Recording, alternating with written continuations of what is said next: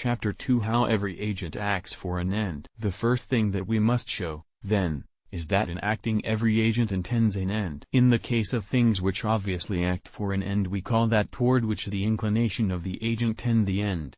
For, if it attain this, it is said to attain its end, but if it fail in regard to this, it fails in regard to the end intended, as is evident in the case of the physician working for the sake of health, and of the man who is running toward a set objective.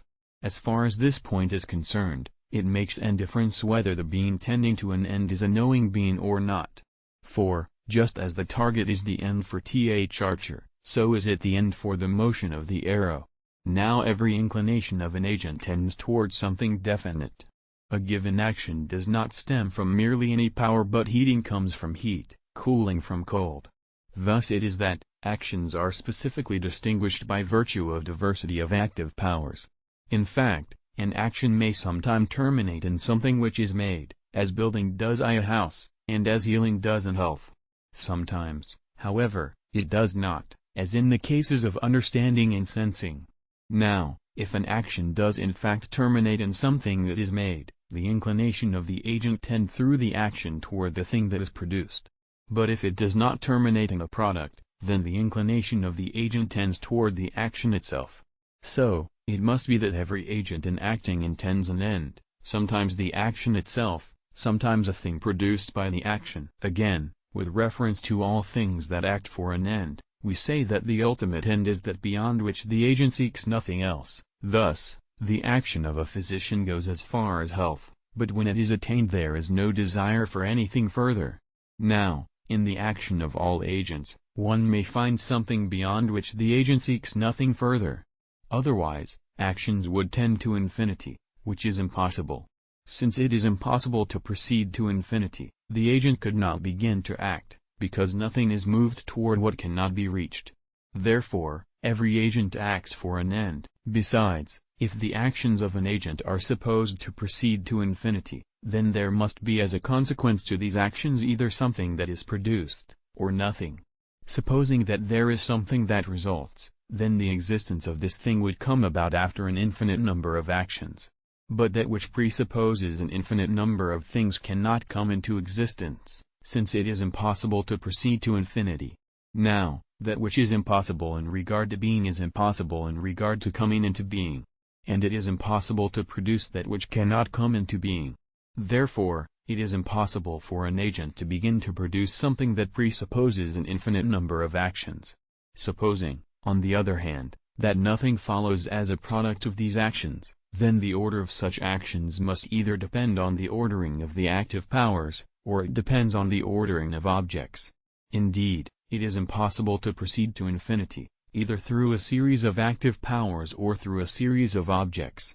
So, it is not possible for actions to proceed to infinity. There must, then, be something which satisfies the agent's desire when it is attained. Therefore, every agent acts for an end. Moreover, for things which act for an end, all things intermediate between the first agent and the ultimate end are as ends in regard to things prior, and as active principles with regard to things consequent.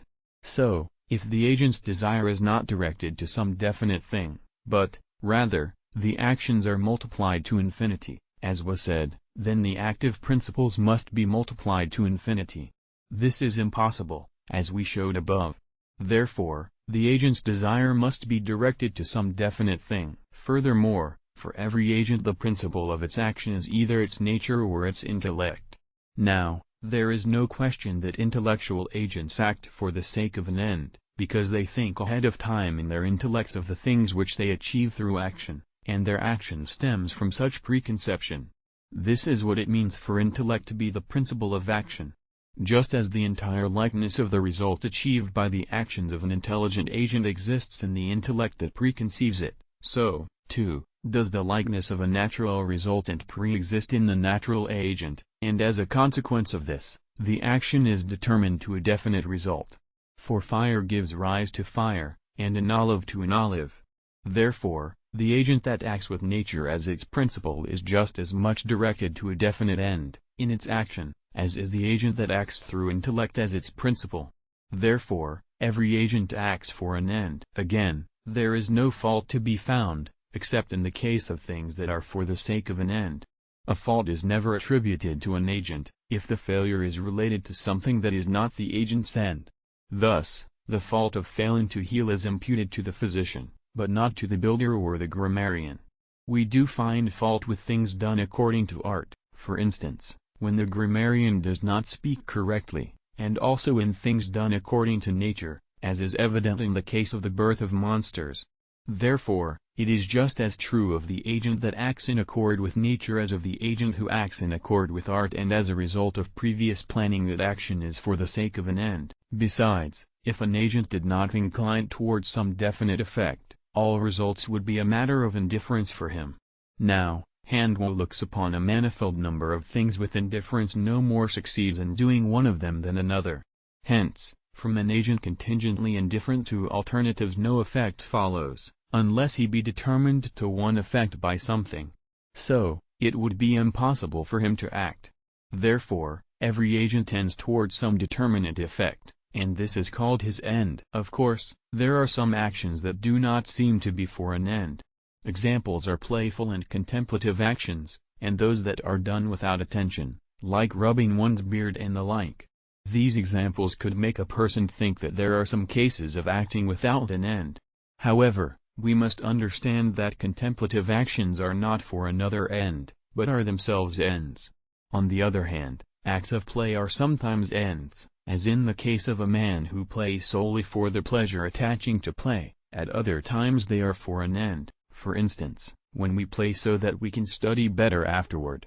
Actions that are done without attention do not stem from the intellect but from some sudden act of imagination or from a natural source. Thus, a disorder of the humors produces an itch and is the cause of rubbing the beard, and this is done without intellectual attention.